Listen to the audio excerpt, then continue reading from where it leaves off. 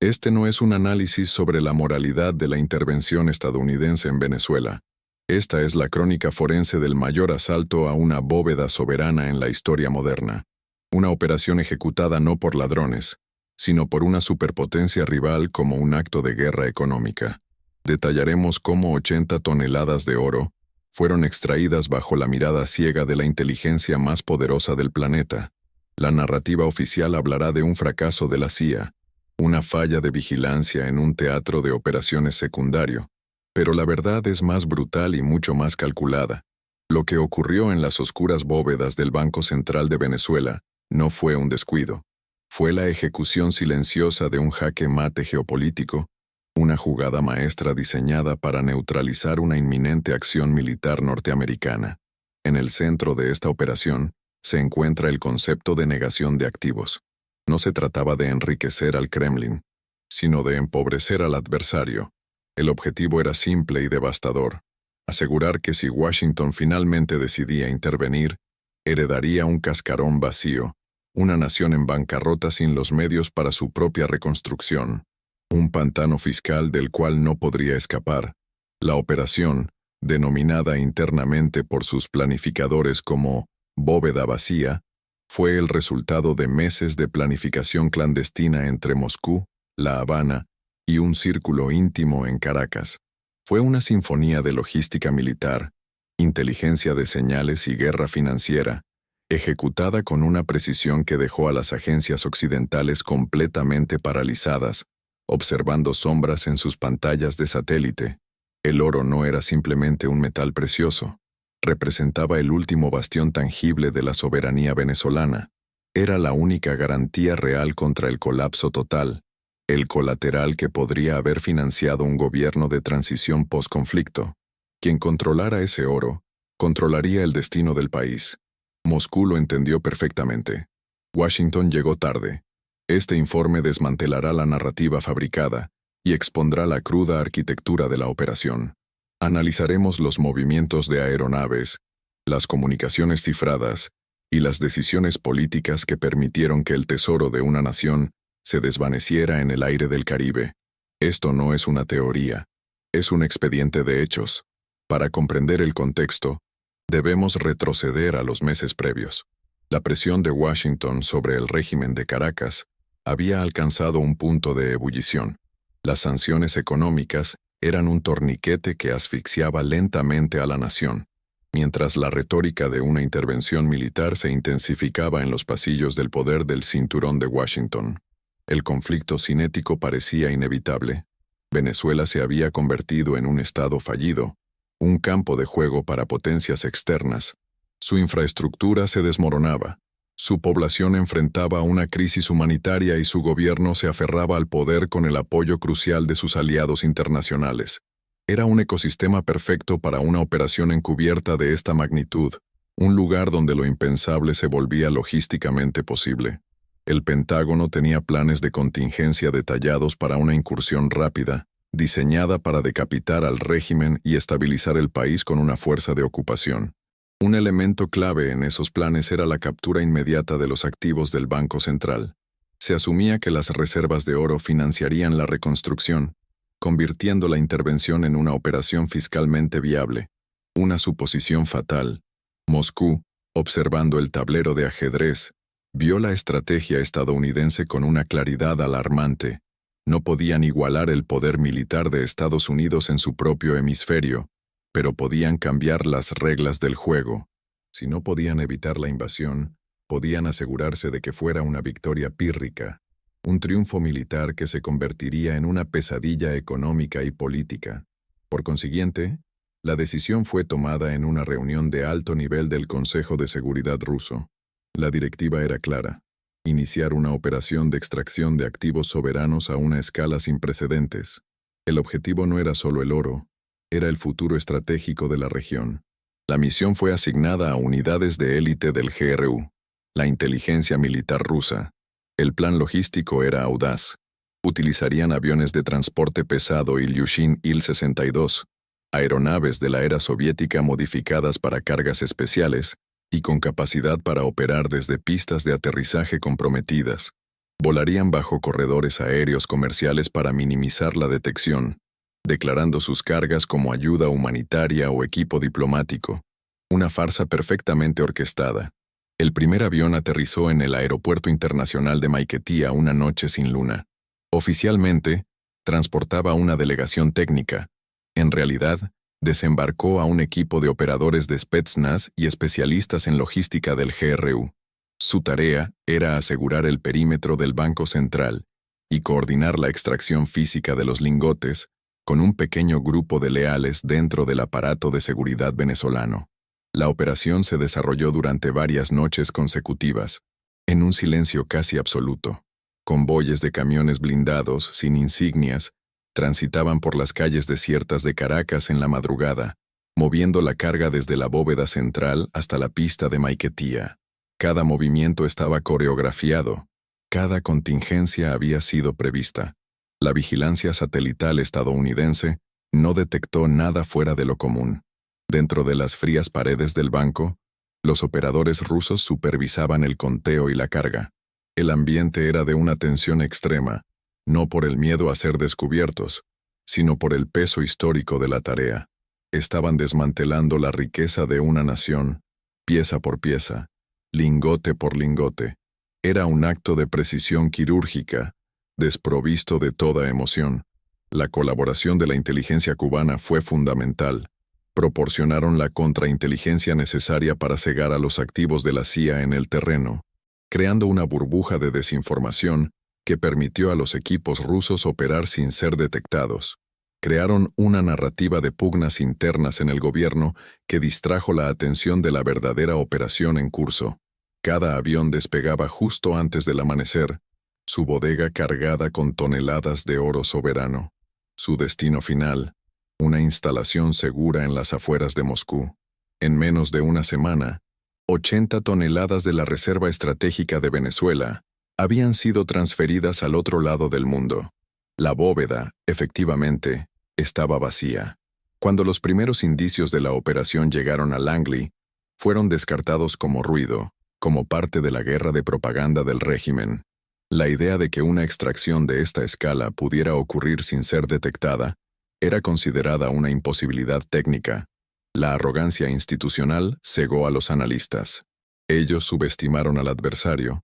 El momento de la verdad llegó a través de un informe de un activo humano dentro del propio banco, pero ya era demasiado tarde. El último avión ya había abandonado el espacio aéreo venezolano. El activo había sido negado. El jaque mate económico se había consumado antes de que la primera pieza militar estadounidense se moviera en el tablero.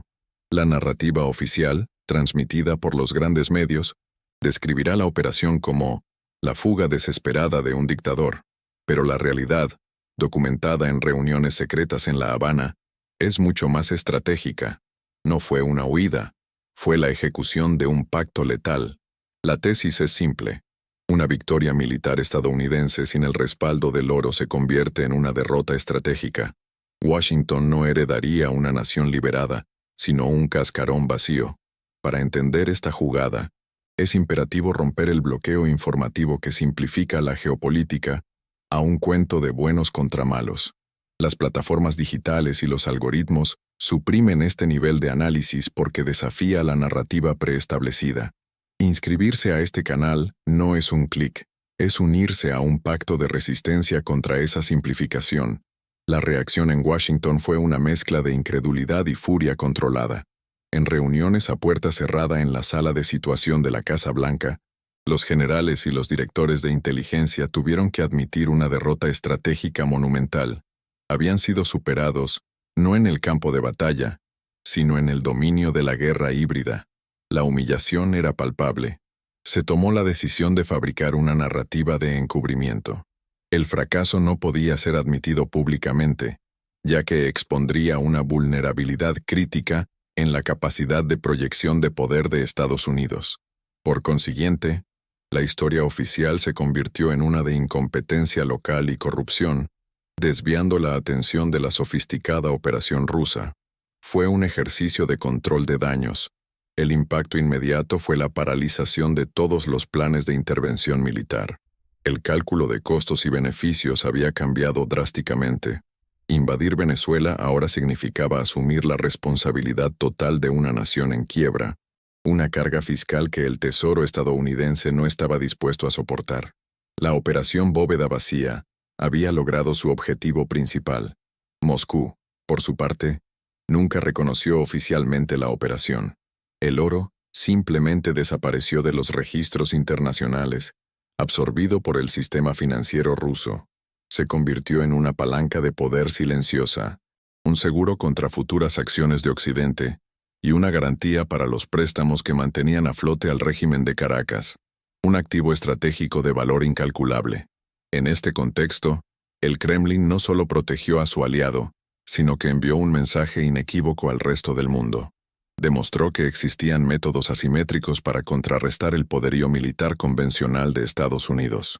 La guerra económica, ejecutada con audacia y precisión, podía ser tan decisiva como una división de tanques.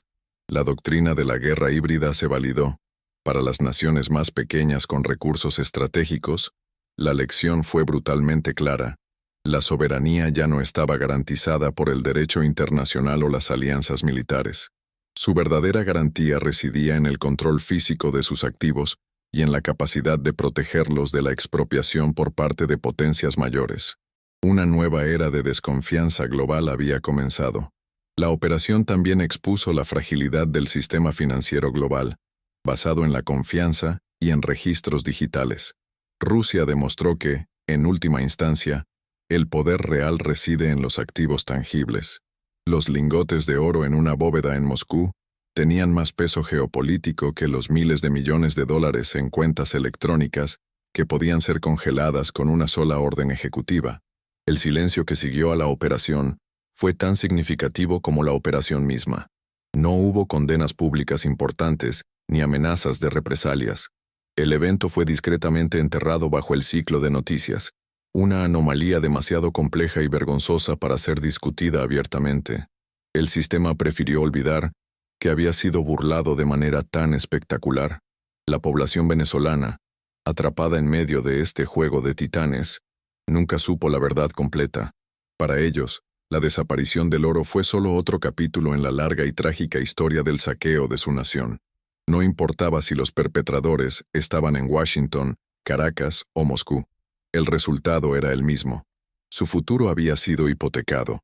Hoy, las bóvedas del Banco Central de Venezuela permanecen vacías. Son un monumento silencioso a una operación que redefinió las reglas del conflicto en el siglo XXI. Un recordatorio de que las guerras más importantes no siempre se libran con misiles y drones, sino con planes de vuelo, logística y la fría audacia de mover metales preciosos en la oscuridad. El equilibrio de poder en América Latina fue sutilmente alterado. La influencia rusa en la región se consolidó, no a través de bases militares, sino a través del control financiero. Demostraron ser un patrón más confiable para los regímenes autoritarios que se oponen a la hegemonía estadounidense, un socio dispuesto a tomar medidas extremas para proteger sus inversiones. El legado de la Operación Bóveda Vacía es complejo. Para los estrategas militares, es un caso de estudio en la guerra asimétrica. Para los economistas, es una advertencia sobre la vulnerabilidad de las reservas soberanas. Para los diplomáticos, es la prueba de que la era de la intervención unipolar ha terminado. El juego ha cambiado. La inteligencia estadounidense aprendió una lección costosa. La sobreconfianza en la vigilancia tecnológica sobre la inteligencia humana en el terreno demostró ser una debilidad crítica. Habían estado observando el país desde el espacio, pero no entendían las dinámicas de poder que se movían en las sombras de sus palacios. La pregunta que queda suspendida sobre las ruinas de Caracas es ineludible. ¿Fue la operación rusa un acto de piratería internacional para saquear a una nación colapsada? ¿O fue una maniobra defensiva para proteger los activos de un Estado soberano contra una inminente expropiación por una fuerza invasora? La mayoría verá un simple robo. Solo aquellos que entienden que el poder global no se mide en ojivas nucleares, sino en los balances del tesoro, perciben la brutal genialidad de esta jugada. Este informe es para quien quiere ver la realidad cruda, sin los filtros de Washington o Moscú. La verdad no reside en la moralidad, sino en el poder. La lección final para el resto del mundo es brutal y existencial. La soberanía ya no reside en una bandera o en un himno, sino en el control físico de los activos nacionales. La pregunta que los líderes de cada nación deben hacerse ya no es ¿en quién confiar?, sino a dónde mover el oro antes de que sea demasiado tarde. 23 de marzo de 2019, 03:45 am. La temperatura en la pista del Aeropuerto Internacional de Maiquetía era de 21 grados Celsius. La humedad caribeña se adhería al metal y al concreto. El único sonido que rompía el silencio nocturno era el zumbido grave de 4 motores Soloviev D-30KU, mientras un Ilyushin Il-62 sin insignias tocaba tierra. Ese fue el sonido del fin. Mientras la prensa corporativa internacional repetía titulares superficiales sobre sanciones y colapso político, una realidad mucho más tangible se estaba materializando en esa pista oscura. Se estaba ejecutando una operación de extracción de activos soberanos a una escala sin precedentes. Este no es otro análisis televisivo. Es el expediente definitivo que desmantela la narrativa fabricada y expone la cruda arquitectura del jaque mate. De la bodega de esa aeronave no descendieron médicos ni diplomáticos, sino un equipo de operaciones especiales del GRU. Su misión: asegurar el Banco Central de Venezuela y supervisar el desmantelamiento de su riqueza. Pero para comprender la audacia de este movimiento final, es necesario retroceder exactamente 48 horas, a los fríos salones de poder, donde esta partida fue concebida. En los salones del Palacio de Miraflores, el aire era denso, no por la crisis, sino por una autoconfianza casi delirante. Los altos mandos del régimen se movían sobre mármoles pulidos, bajo la mirada severa de retratos históricos, convencidos de que las murallas de su poder eran inexpugnables. La retórica de Washington era percibida como ruido distante, la estática de un imperio en decadencia. Esta soberbia se alimentaba de una fe ciega en sus alianzas estratégicas y en la lealtad de un aparato militar diseñado para la represión interna, no para una guerra asimétrica. Subestimaron la naturaleza del verdadero peligro, creyendo que la protección de Moscú era un cheque en blanco ideológico, sin comprender que cada alianza tiene un precio y una fecha de vencimiento. La tensión real no nació en discursos sobre democracia, sino en los libros de contabilidad de Rosneft y otras corporaciones estatales rusas. Caracas había acumulado una deuda colosal, garantizada con futuros envíos de petróleo a precios preferenciales. Cuando los pagos cesaron y la producción colapsó, el Kremlin dejó de ver a un aliado para ver un activo moroso que debía ser liquidado. El punto de quiebre fue la violación de pactos secretos, acuerdos que prometían a Moscú un control casi monopólico sobre nuevos yacimientos minerales y el acceso estratégico a puertos de aguas profundas. Estas promesas, utilizadas como moneda de cambio para obtener apoyo, se evaporaron en la ineficiencia interna, convirtiendo la paciencia rusa en un frío cálculo de recuperación de activos. Al otro lado del tablero, en Langley y el Pentágono, reinaba una arrogancia de distinta índole, la tecnológica. Confiaban en sus satélites espía y en el monitoreo de transacciones SWIFT, creyendo que ningún movimiento de valor podría escapar a su red digital. Veían a un régimen incompetente, incapaz de ejecutar una operación logística compleja sin su conocimiento inmediato. Por consiguiente, ambos jugadores se sentían intocables en sus respectivos tronos de poder, uno de mármol y bayonetas, el otro de datos y drones. Estaban ciegos al hecho de que el juego ya no era sobre control territorial, sino sobre la posesión física de la única garantía real en un mundo de promesas rotas. El tablero era otro. La arquitectura de la trampa comenzó con el aislamiento diplomático y financiero. Los aliados regionales, sintiendo el cambio de vientos geopolíticos, se distanciaron discretamente, dejando a Caracas en una cuarentena estratégica. Las reservas soberanas se evaporaban no por días, sino por horas. Un sangrado sistémico que convertía al régimen en un animal acorralado, predecible en su desesperación y ciego a amenazas no convencionales. En los gabinetes climatizados del Departamento de Estado, el plan se delineaba con una esterilidad burocrática. Se hablaba de una transición ordenada, un eufemismo para una decapitación quirúrgica del poder. La operación era vista como un ejercicio de bajo riesgo, asumiendo que la estructura estatal colapsaría con una mínima presión cinética, lista para ser reconstruida bajo su tutela financiera y política. Mientras los diplomáticos redactaban comunicados, el Comando Sur movilizaba sus piezas en el tablero del Caribe. Grupos de batalla de portaaviones ajustaban sus rutas de patrullaje, y los activos de vigilancia electrónica se reorientaban hacia la costa venezolana. No era una preparación para la guerra, era la implementación silenciosa de una sentencia ya dictada en los pasillos del poder. La maquinaria estaba en movimiento. Simultáneamente, el Departamento del Tesoro ejecutaba la fase financiera del estrangulamiento. Órdenes ejecutivas congelaron miles de millones en activos soberanos depositados en bancos internacionales, cortando el flujo de divisas y paralizando la capacidad del régimen para operar en los mercados globales. Cada transacción bloqueada era un clavo más en el ataúd económico de la nación. Era un asedio moderno. Desde Miraflores, la lectura del escenario era peligrosamente unidimensional. Veían los movimientos navales estadounidenses y los interpretaban como el único eje de amenaza, preparando una defensa convencional contra una invasión que nunca llegaría en la forma esperada. Estaban mirando al oeste, completamente ciegos al bisturí que se preparaba para operar desde el este, guiado por una supuesta mano aliada. Esta fijación en la amenaza estadounidense fue el elemento central de la trampa rusa. Cada sanción de Washington, cada movimiento del Pentágono, creaba el ruido de fondo perfecto para la operación Bóveda Vacía. Moscú no necesitaba crear una distracción. Su adversario geopolítico la estaba proporcionando gratuitamente, permitiendo que la verdadera operación de extracción de activos se ejecutara en un silencio casi absoluto. La narrativa oficial que se filtró a los medios globales fue una obra maestra de desinformación, una cortina de humo diseñada para ocultar una verdad mucho más transaccional. Pintaba la operación como un acto de solidaridad de Moscú, un audaz rescate para proteger a un aliado asediado del imperialismo estadounidense.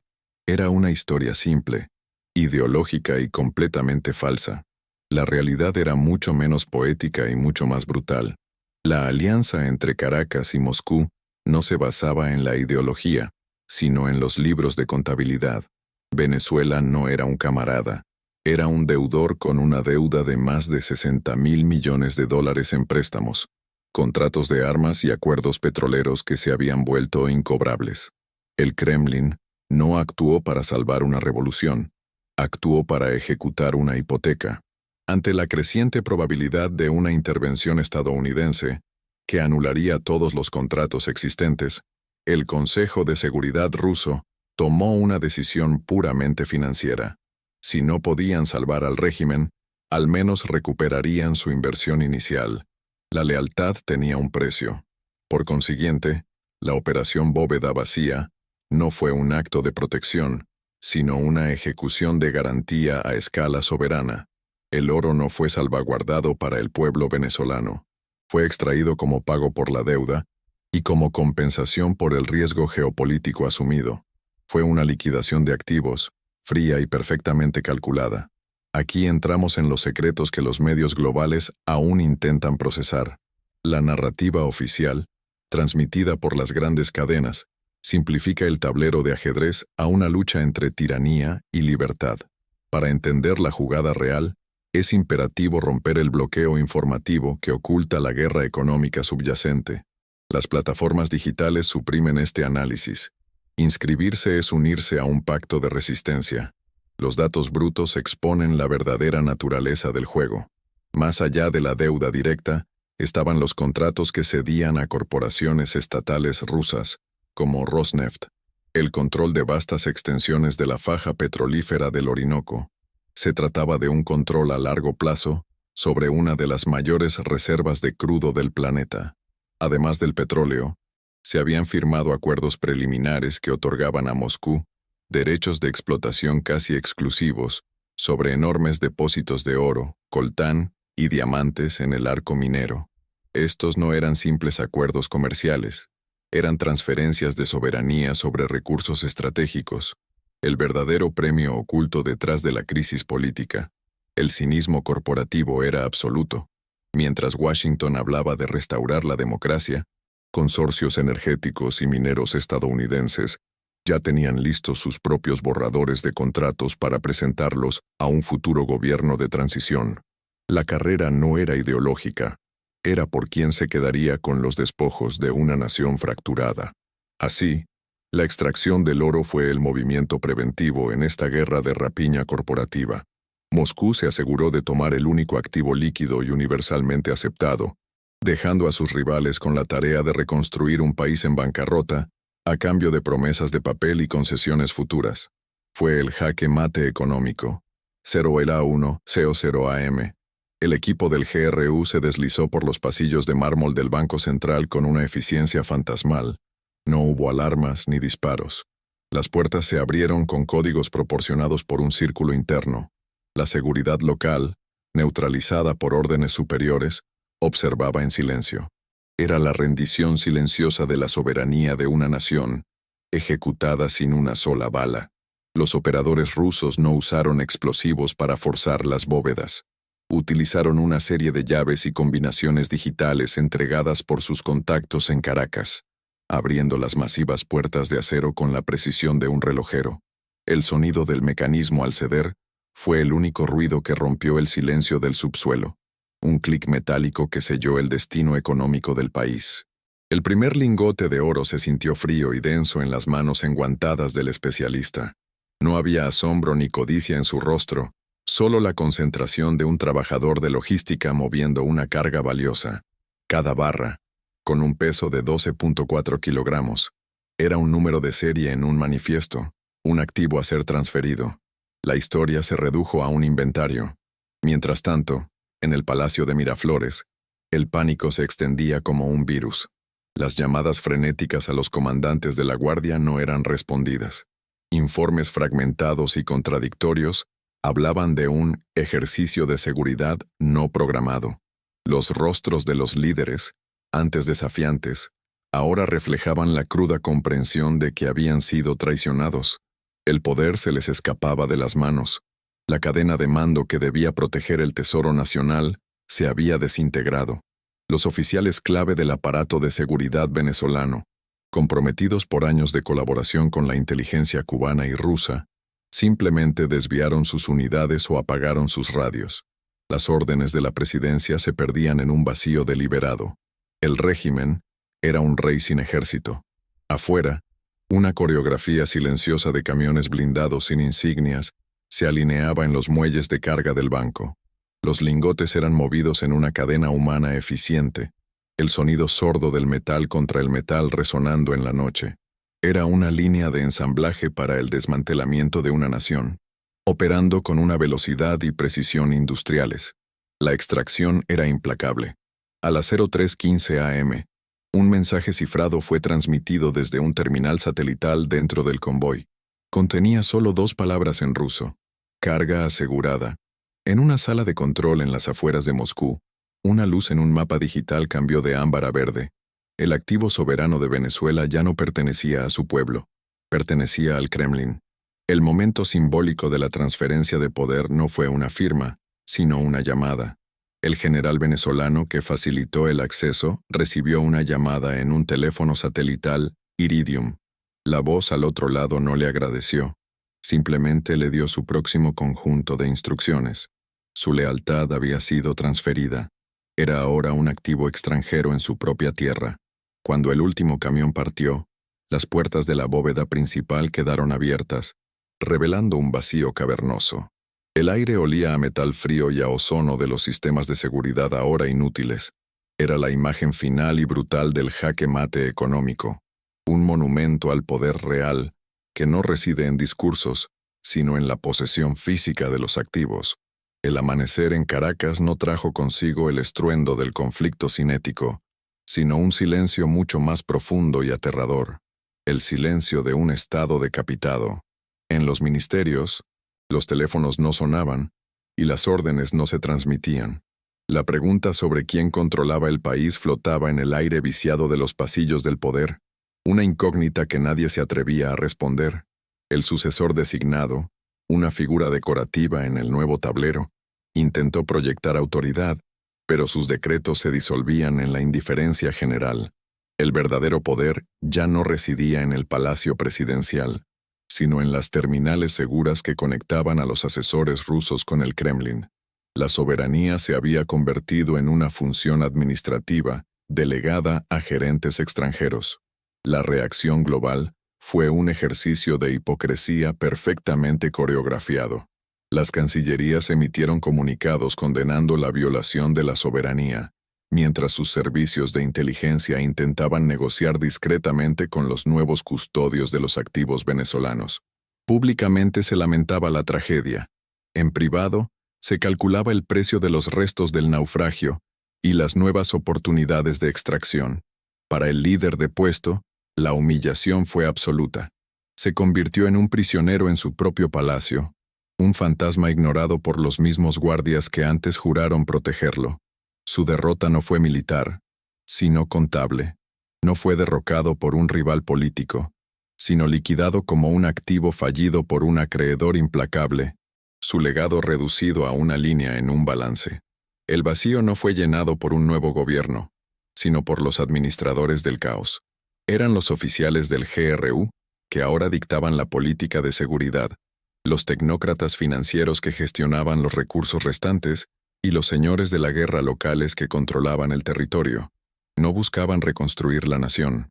Su misión era administrar su desmantelamiento de forma rentable. Lo que hemos documentado no es la conclusión de una crisis, sino el prólogo de una nueva doctrina de conflicto. La Operación Bóveda Vacía ha establecido un precedente letal, un modelo de expropiación soberana, que será replicado en otros teatros de operaciones. Las guerras del futuro no se anunciarán con declaraciones formales, sino con manifiestos de carga y movimientos sigilosos de activos.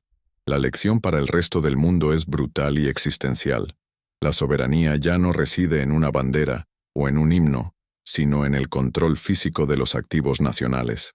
El derecho internacional ha sido expuesto como una narrativa conveniente, fácilmente descartada cuando los intereses de las grandes potencias están en juego. La confianza ha sido reemplazada por la logística. La pregunta que queda suspendida sobre las ruinas de Caracas es ineludible. ¿Fue esto una liberación necesaria de un régimen fallido o una ocupación neocolonial ejecutada por acreedores? La mayoría se conformará con la narrativa fabricada de los medios corporativos. Usted, que ha llegado hasta aquí, forma parte de la minoría que busca la verdad detrás del poder. Deje su opinión. El tablero geopolítico ha sido reconfigurado permanentemente. Lo que ocurrió en Venezuela no es un evento aislado, sino la primera pieza de dominó en caer en una nueva era de conflicto por recursos. La próxima ficha ya está temblando en otra parte del mundo. Active las notificaciones. Estaremos aquí para documentar su caída, con la misma precisión forense.